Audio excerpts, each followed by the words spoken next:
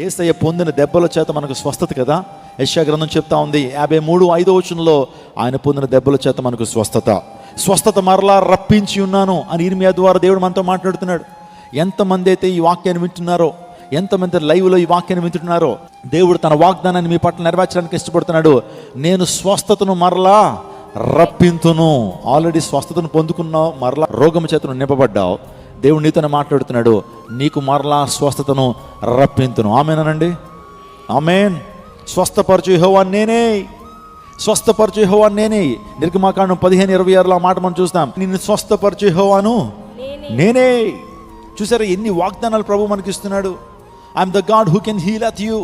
నా జీవితంలో అనేక సందర్భాల్లో అనారోగ్యంతో ఉన్నప్పుడు దేవుడిని స్వస్థపరిచారు. మీ జీవితంలో దేవాదేవుడు అనేక సందర్భాల్లో స్వస్థపరిచి నిలబెట్టారు.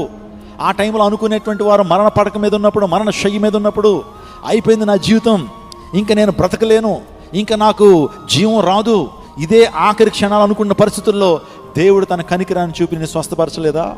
దేవాదేవుడు నేను ఆరోగ్యంతో నింపలేదా? ఆయన వాగ్దానాలు పొందుకుని నీవు దేవుని స్తుతించకుండా ఎలా ఉండగలుగుతావు?